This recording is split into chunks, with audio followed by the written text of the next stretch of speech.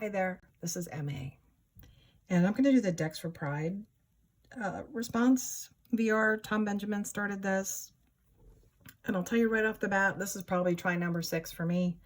I pulled decks I own and adore and love and use all the time. So many of the decks that people have shown as part of their response, but as I pulled them out, they just weren't what I needed, and they weren't what I needed to explore in the month of June. First of all, I mean, let's just acknowledge things have been pretty out of control here in the United States, and I'm not going to say that as a crybaby because the world in general, I think, is just seeing this. I don't know what to call it. This kind of right-wing conservative backlash all over the place, and we're not immune, and we're definitely feeling it. So that was a factor. And I think visually some of the cards and some of the decks I pulled, I'm an older person. I didn't really see myself in a lot of those decks, even though, and that's not a knock on any of the decks. That was just, a matter of where I felt I was at. And so what I ended up doing is I pulled out my Rider-Waite. And I pretty much only used this for the month, and I really didn't even read that much at all. But I did spend some time looking through the cards and remembering, I think a couple of years ago, I had pulled out the deck and I started to look at it and make sure that when I'm using this deck or any deck,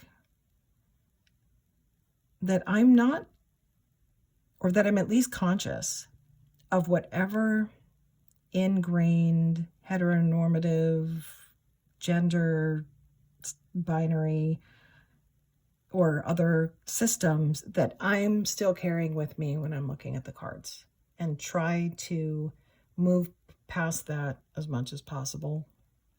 And I discovered I don't think that I have been doing that enough, and that by pulling out a deck that says queer on the label, I was using that as a crutch and making the queerness of the deck do the lifting, and not doing enough of my own personal diving, internal diving about things. So that's where I ended up. And I had to remind myself, I went back through the Rider-Waite, I went through back every card and reminded myself there's very few romantic relationships in here. There's many cards, this is one of them, that I feel the character could be non-binary, and in fact, when I look through the deck a lot of the times, I don't even think of a gender on some of the cards. Some of them that are showing a relationship can be viewed in many, like this character, we don't even know who this person is. We've got potentially the same-sex marriage card, and I should have pulled them out. But if you look at the Lovers and the Devil cards, the quote-unquote male and female characters on each side of those, yeah, here they are. They really look like twins of each other. And to open up my own reading and my own interpretation of some of the cards in a more standard deck. And just to be clear, I am a white person, so I want to acknowledge it is much easier for me to project myself into a historical deck than it would be for some other people. So I don't want to present that as a solution. But what it did get me thinking about is the way, when I was first out in the 80s, a lot of, and I was in a medium-sized city, a kind of conservative place, but not too crazy. A lot of I don't want to say communication, but there was a lot of coded signaling within the community. And it almost seems like kind of a quaint cliche now, but I do bring it up, and I did have it in mind where we now have states that won't even allow you to say the word gay in front of, someone that's in school. it's not really that quaint, right? It's not really very amusing. It was a survival mechanism, and it was a way for people to find each other, right? So things like, and I'm going to mention, I remember having read a book that came out in the early 80s by Judith Grahn called Another Mother Tongue. It's imperfect, but I think it's an important read. And I reread the first couple of chapters, and it reminded me of things like how things were coded in the community and passed on by word of mouth, like about the color lavender and about wearing a pinky ring, and how there was that guidebook of places for gay men to visit, and the back had the code for all the colors of bandanas, and you would observe people and kind of add the signals together, right? To come to see if you could make that leap and say, you know, I think they might be what we would call family, right? Is it safe? Are they a safe person for me to acknowledge myself to? And I really was fascinated by how much that overlaps with tarot, as well as, and I'm going to use the word we here because I'm going to talk about my own experience and experiences that others have expressed to me, but how many of us had an inkling, and by us I mean, you know, in the gay community, had some inkling as a child that there was something different about ourselves, maybe something that we knew maybe shouldn't be expressed out loud quite yet, something that there was really not evidence in front of us to validate, and yet somehow we were able to accept as a deep truth about ourselves, and sometimes just internally, until such time as you know, it was able to progress beyond that. And I just was struck by how much that overlaps with some of the ways that tarot works. So I should have said this at the beginning. When I talk about the decks, I'm going to talk about queer decks. I'm not going to use that term for any creators unless I know that's the terminology they've used for themselves. I am going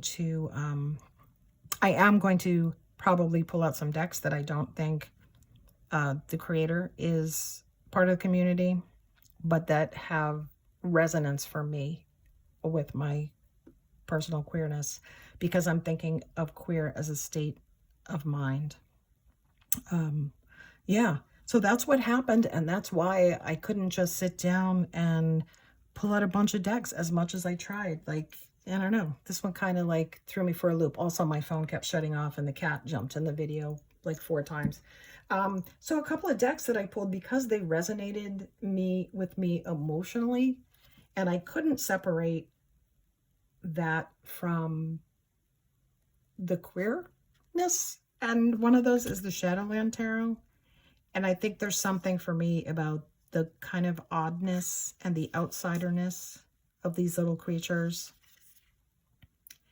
that just had a resonance for me of my personal experience. And maybe I'm thinking of that, you know, that young age where you're like, something's different here, and I don't know if I can tell people, you know, I might have felt like this, like I'm going to put my hair over my face and I can't tell anybody why. So again, not as far as I know a creator that's in the community, so, but it has a queer resonance for me. Same thing with the Celluloid Tarot. I talked about this in an earlier video, how this, for me, reads like mysteries of the body, unexplained feelings in the body, and so that resonates for me also. Yeah, so we've got that one.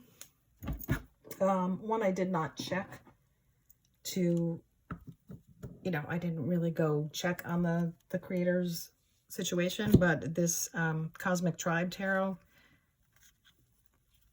has a very funny association for me. It reminds me of, well, when I was much younger and would dare do such a thing, but like going to a nude beach, and it was mostly gay men, and you get there and it's like a sea of flailing penises, and you're like, oh my God, I don't think I can do this. And the next thing you know, I'm like those people are the protectors, right? If anybody's acting in a creepy way, like these men were just there. They were there. They were there for you. Okay. So, and let's see. Then one other thing that I thought of as kind of having a queer sensibility is decks that are kind of put out as a collective. I don't know, there's something like subversive about that. I know this has people's names on it, but the whole Fledermaus workshop vibe for this Tarot of the Drowning World, I kind of get that like family feeling from, as well as the Abstract Futures, which is put out by an artist collective, a feminist artist collective as well. That yeah, so that happened. And then I pulled out a couple of decks. What did I pull out? Oh yeah, so the Dark Days and the Mother Tarot. I don't think the decks are touted as being, you know, queer, but the creator uses she pronouns and has a wife with she pronouns, so I'm going to consider that this is created by a member of the family, or the member of the community. And you know, the other thing that makes me think of, right, is if queerness as a state of mind, what if someone makes a deck that's not really meaning to represent queerness, but at the same time, how can that be extracted? And I know I've alluded a couple of times kind of quietly to the fact that I'm a writer. I am a poet of sorts. I have a small book coming out. I probably won't ever mention this here again, most likely. But the reason I mention it now is I write kind of weird experimental stuff that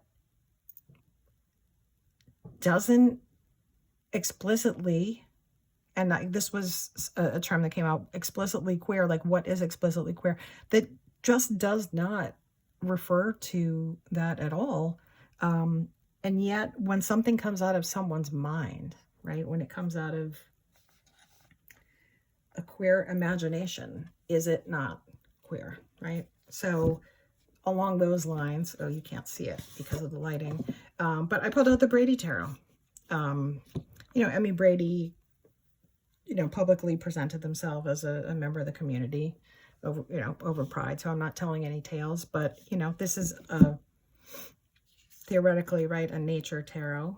But, you know, how do we process this when a creator creates something that is not quote unquote explicitly queer? And that's the other thing I should have mentioned, is I heard someone use that phrase, and that's what started me going. I had to ask myself, what does that even mean? You know, as a single person who's not coupled, you know, seeing a couple of people holding hands, that's, again, it's great, and I love it, and I love the representation, but I need more than that, right? And I don't know what it is I need. Isn't that the story of life? So the other one I pulled out is Labanca Tarot.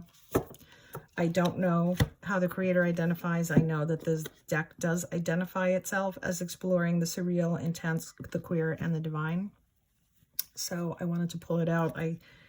As of the day that I'm making this, I hadn't seen anyone else show it. So I just wanted to pull it in there. Yeah, so that's what happened. I don't even know if I summed it up very well, but that's what happened to me, and I'm very glad it did. It was a lot of introspection, not a lot of decks, although I did pull some out the end for the algorithm, and because I love them.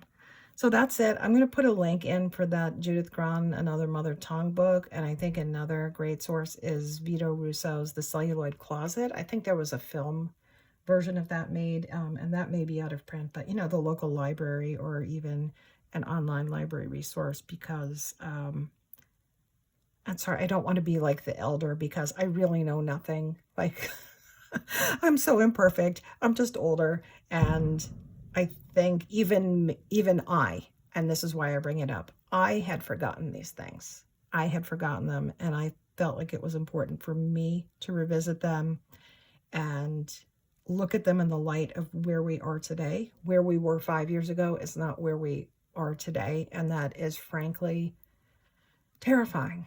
It's terrifying. Not maybe for me personally, but you know, especially for younger people, I really feel for the world right now, and this was an important dive for me, which I probably didn't articulate very well.